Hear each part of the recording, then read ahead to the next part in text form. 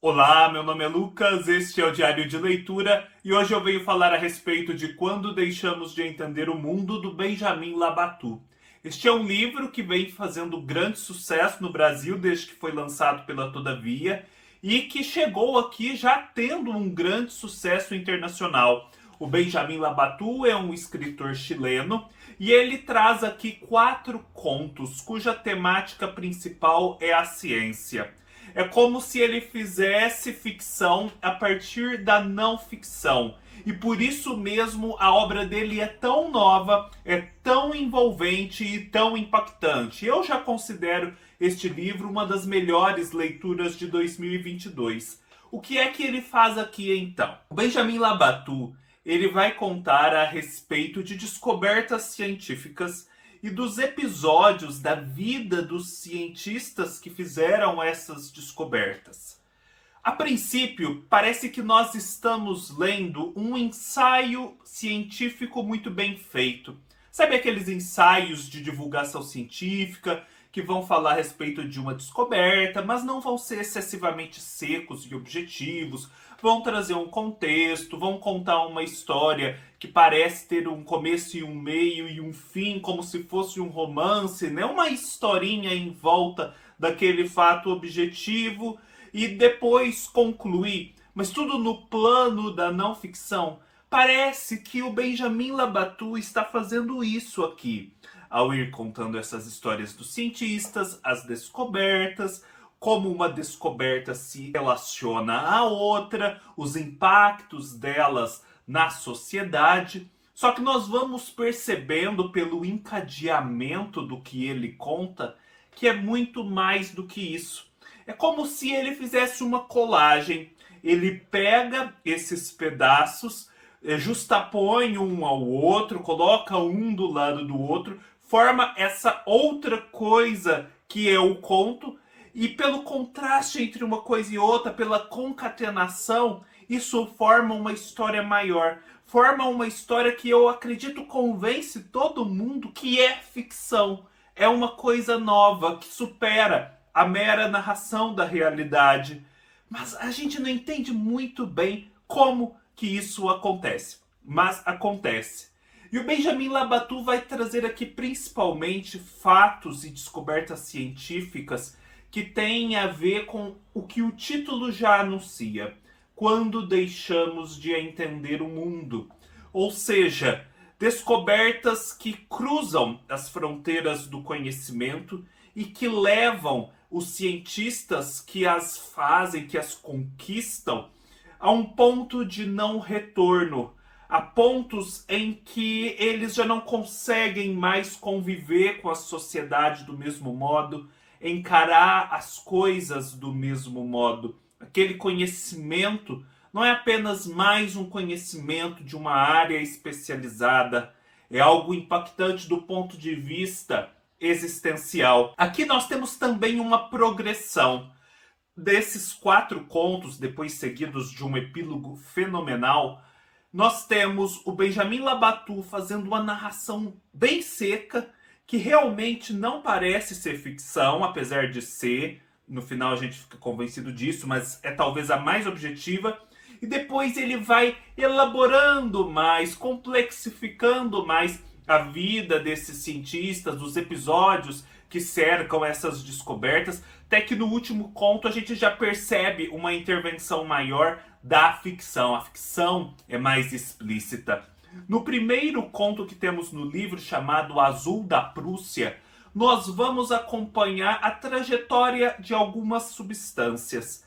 A gente percebe aqui que na Prússia eles queriam descobrir uma coloração que naquela época era própria da Espanha. Só a Espanha tinha o monopólio daquele pigmento que era o carmim.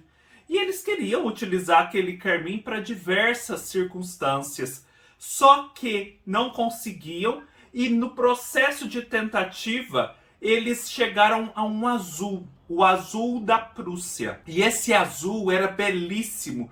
Era um azul que eles vinham tentando também obter Desde o tempo do Egito, os egípcios pintavam os seus deuses com um azul que era considerado maravilhoso, mas cuja fórmula havia sido perdida. E naquela época, os pigmentos azuis, eles eram feitos a partir de lápis lazuli trazida do Afeganistão, uma coisa muito difícil.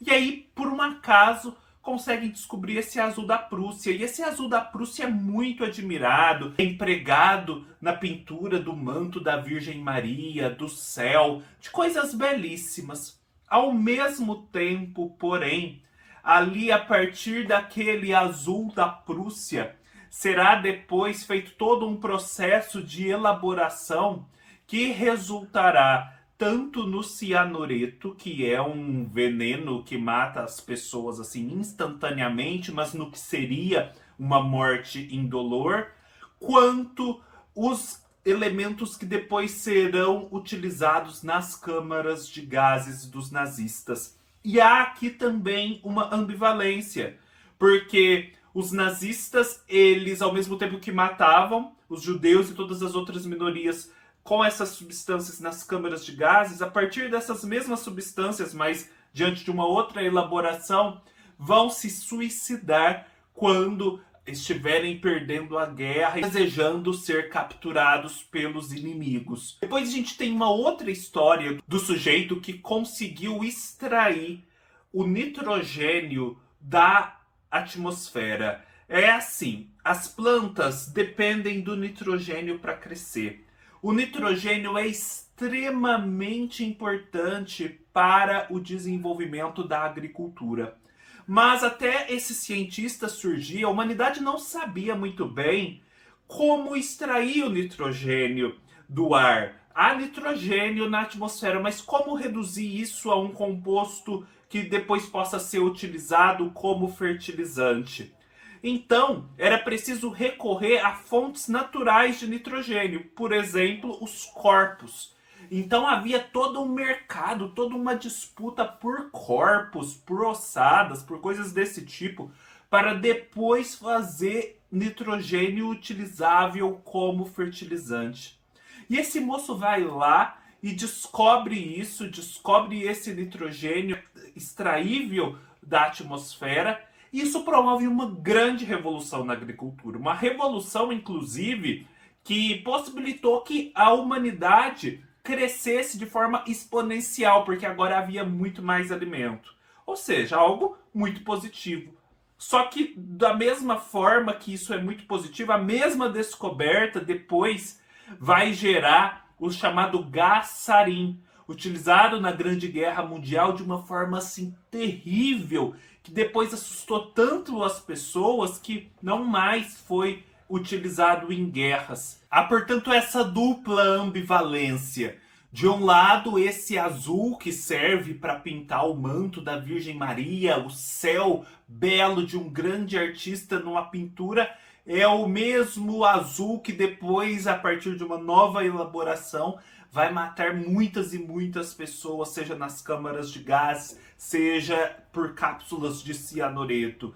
De outro lado, nós temos esse nitrogênio que possibilita a vida, que possibilita uma revolução na agricultura e que as pessoas matem a fome, e que, no entanto, serve também na forma de gás sarin para matar pessoas de uma forma atroz. Como se, na realidade, esses pontos mais avançados do conhecimento guardassem assim segredos que podem trazer um grande bem, pelos quais se paga um alto preço, que é também o mal que eles podem trazer. É como se fosse uma caixa de Pandora, na qual a gente não sabe muito bem o que está escondido, e uma vez aberta, muitas coisas podem sair dela.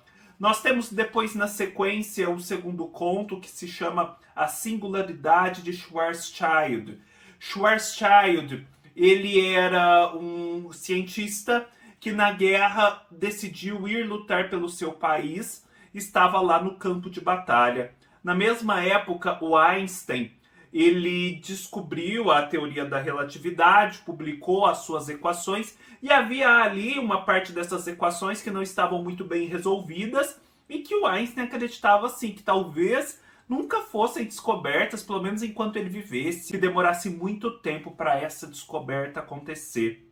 Só que esse cientista teve acesso à publicação feita pelo Einstein e ali, no campo de batalha, tudo bem, ele tinha uma situação um pouquinho mais favorecida, mas ele estava no campo de batalha, ele se pôs a resolver as equações de Einstein, chegou a um resultado surpreendente e em menos de um mês resolveu essas equações que o Einstein pensou que não viveria para ver resolvidas.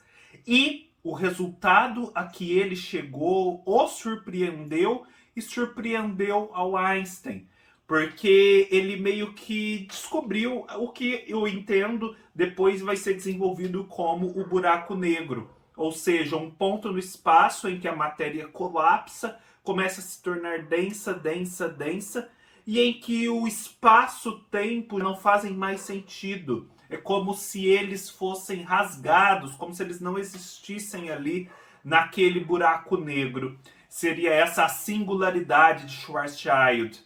E assim, o Einstein não acreditava que aquilo pudesse existir, o Schwarzschild também não. Aquele ponto ali que não emite luz, que traga toda a luz, incognoscível, em que nada faz sentido. Mas ele fazia e refazia as suas contas, os seus cálculos, chegava ao mesmo resultado, que depois se provou realmente aquilo, inalterável. E ao mesmo tempo que ele se envolvia nesse conhecimento, nessas tentativas de correção, mas que depois se mostravam logradas, porque ele estava certo desde o princípio, um mal, uma doença o ia consumindo, meio que em paralelo, semelhantemente a esse buraco negro que vai engolindo tudo e vai levando tudo para esse lugar opaco, incognoscível. E de fato ele morre. Ele morre nessa busca da ciência. Então é como se o que ele descobrira tivesse criado um paralelo na sua vida e ele por isso tivesse que sucumbir. Como se estivesse acontecendo com a saúde dele, o mesmo que de uma certa forma acontece no espaço com o buraco negro. Em O Coração do Coração, nós temos um cientista japonês, este mais recente, que um dia no seu blog publicou o que seria a solução para um enigma, uma grande questão da matemática, da teoria dos números, que possibilitaria assim compreender a matemática, o que está ali permeando e subjazendo os números nas suas relações mais essenciais de uma forma única. Problema, essa demonstração que ele fez tinha assim 500 páginas, era extremamente complexa, tão complexa que ninguém conseguiu entender, nem para dizer que estava certo, nem para dizer que estava errado. E aí ele ficou num estado de perplexidade, muitos acreditam que chateado pelo que aconteceu, e decidiu se retirar da sociedade. Porque ele havia desenvolvido toda uma matemática, um sistema de conhecimento e de entendimento do mundo próprio para solucionar aquele caso, e, no entanto, ninguém compreendia aquilo, ou seja, ele tinha se tornado incomunicável. Porém, ele deu uma explicação. A explicação seria a de que aquele conhecimento assim não era muito seguro, havia um perigo nele. E aí logo foi estabelecido, pelo menos no conto, uma relação com um outro matemático, um cara chamado Grothendieck, que também atingiu esse núcleo escuro da matemática e chegou a um ponto em que ele decidiu abdicar de toda a sua carreira de sucesso, passar a defender causas sociais e ambientais, ecológicas, porque ele percebeu que o que ele tinha descoberto era perigosíssimo.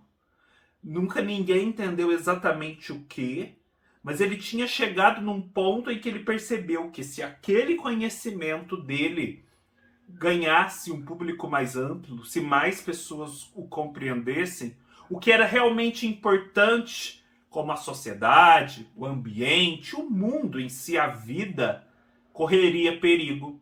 E ele se recusou a partir de então a voltar à matemática, a falar sobre isso. Então ele fez um silêncio total. Muitos desconfiam, essa é a proposta que o Benjamin Labatut faz no conto, que o matemático japonês havia percebido exatamente isso. E que se ele retirou a sua explicação do blog, é porque percebeu, assim como Grothendieck, que aquele conhecimento não era acessível a mais pessoas. Eles não queriam que acontecesse com esse conhecimento da matemática o que aconteceu com o conhecimento da química, que depois gerou armas, etc, etc. E por fim, nós temos o conto que dá título ao livro, Quando Deixamos de Entender o Mundo, em que se fala, aí sim de uma forma mais romanceada, da descoberta ali da física quântica, da teoria da mecânica quântica, de todo esse universo tão estranho e desconcertante que vai contra o senso comum, mas que matematicamente se prova existente, viável, funcionante. É como se a matemática parasse de ter correspondentes na linguagem discursiva que dominamos e passasse a descrever só ela mesma esse outro mundo ao qual nós não temos acesso pelos sentidos de uma forma convencional, apenas por meio da matemática e da sua abstração. Porque no mundo da mecânica quântica que nós acompanhamos aqui, que temos o Schrödinger e o Heisenberg digladiando-se sobre a natureza ali do elétron, se ele seria uma partícula ou uma onda, até chegar à conclusão de que ele é as duas coisas ao mesmo tempo, uma partícula e uma onda. Nós temos um mundo que é muito diferente da mecânica estabelecida por Newton, em que uma causa gera um efeito e assim sucessivamente, de tal modo que você pode prever muitas coisas. Há todo um grau de incerteza na mecânica quântica, em que as coisas são prováveis, são possíveis, mas não necessariamente determinadas. De tal modo que há também a intervenção do observador no objeto observado. O elétron, a depender de como você o observa, ele é de um jeito. Se você deixa de observá-lo, ele é de outro.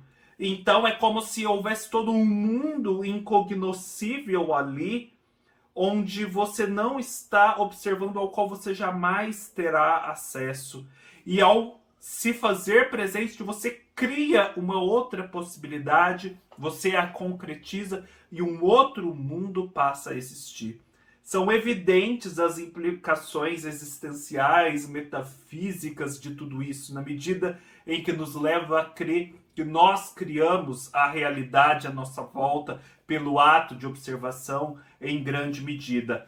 E aqui o Benjamin Labatut vai retratando isso. Tudo de modo a dizer que na ciência, nesse mundo do conhecimento, há um núcleo escuro que é revelado mediante a descoberta, mas que não quer deixar a escuridão completamente. Quando se pensa que se viu uma coisa, há na verdade outras implicações para tudo aquilo, e aquilo tem uma força capaz de alterar vidas e tem uma vida independente, uma vida autônoma. Eu fiquei assim muito tocado por esse livro. Eu acredito que a força simbólica que ele traz nesses episódios em que esse núcleo escuro das coisas é tocado, em que esse ponto de não retorno é alcançado, é muito grande. Ela fica repercutindo no leitor e a gente vai extraindo consequências disso. Não deixem de ler este livro.